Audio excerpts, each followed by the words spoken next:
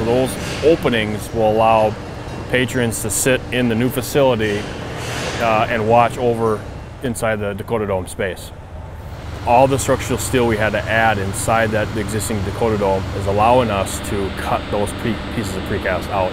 We got crews on the outside on swing stages, just a suspended scaffolding hanging off of ropes, cutting the fins or the T-stems of that precast in pieces. And they don't take the full piece out of one chunk because it's too heavy for the crane. So what we do is we cut them in half, in pieces, so we can safely remove them and get them to the floor.